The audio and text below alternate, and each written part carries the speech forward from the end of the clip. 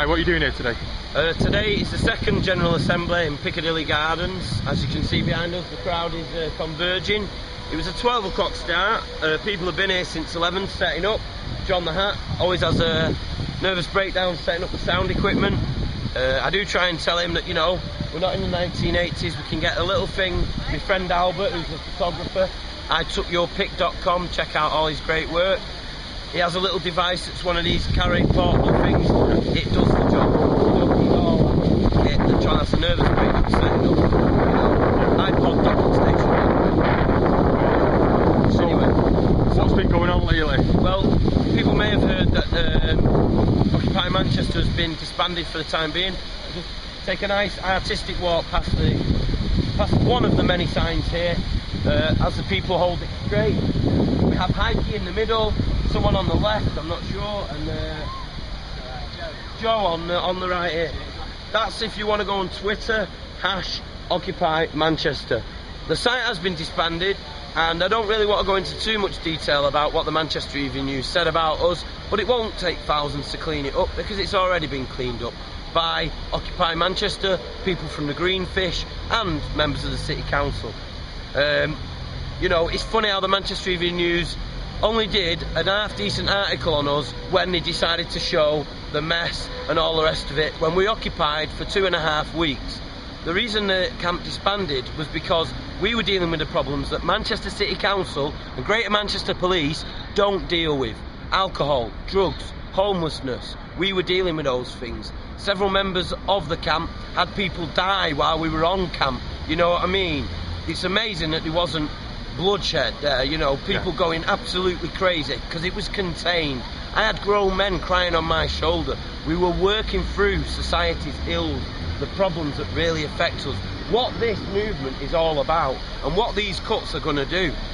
You know, I don't chat stats and all the rest of it, but people are dying because of these cuts. People think these cuts are going to be implemented in the future and affect in the future. People are already dying because if you're homeless, those services that you need are vital for your everyday survival, and that's the situation we're dealing with. So we're here today in true democratic style to listen to people speak, to speak ourselves in public, voice our concerns, voice our issues, and everyone comes at us with questions. What is Occupy Manchester? How are we going to change things? What are we going to do? This is what we're here to debate. How do we change? The current system has everything locked down. You know, it depends which angle you come at, if you're into conspiracy theories or not. The many have always been ruled by the few. Ye are many, they are few. Never forget Peterloo. And, you know, come down, join in the debate. Brilliant. And what's the plans from now then?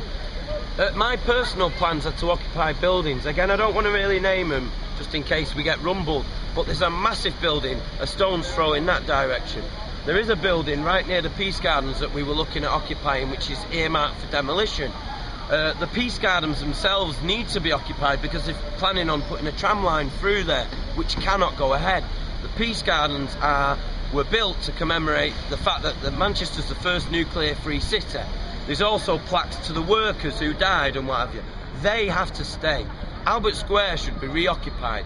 The fact is, we ran before we could walk. We needed to organise, and people might not like to hear this, but run it like a business. We had a PR team, we had a construction team. As you can see, the construction team weren't too good. We've had various problems. The PR team, which I was part of myself, I like to think I did a good job, needed,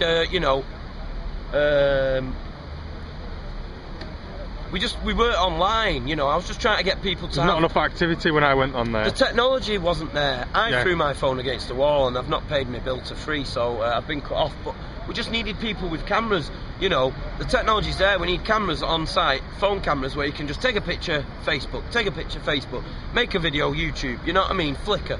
It wasn't happening. There was no buzz there. When people came, they saw it as like a load of hippies and students, the stereotype things.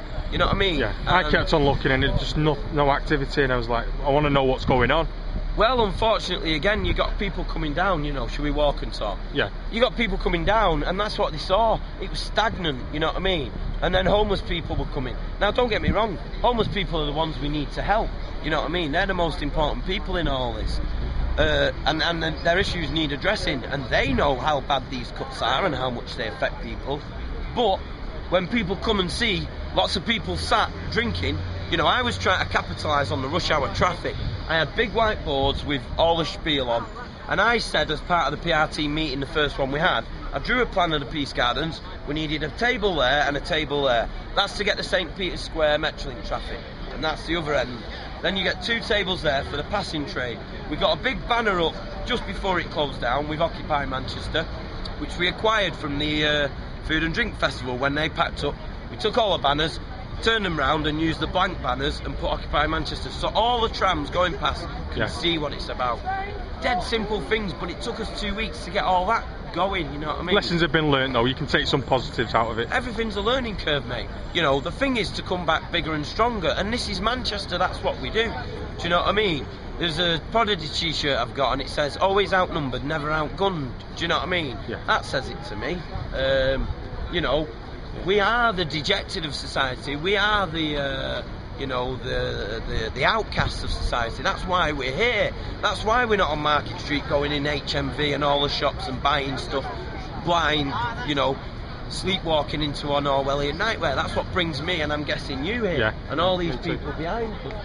You know, we're not here just having a jolly, running through the fucking fountains. We're here for a cause, and we're here because the system's wrong and we know it. Any final words? Final words would be, you know, join us, people. If this ends up on YouTube and you see this video, come down. The idea is to do a weekly assembly here on Picadilly Gardens. I'm not sure if the midweek one on a Wednesday night is still happening or Tuesday night, you know, but Occupy Manchester. Search it, Google. This is what I was doing as PR. People are going past. Have you heard of Occupy Manchester? No. Google, YouTube, Facebook it, Twitter it. You know, the mainstream media don't cover it unless it, you know, taking the piss. Get involved. Thank you. You know, some people... He stopped.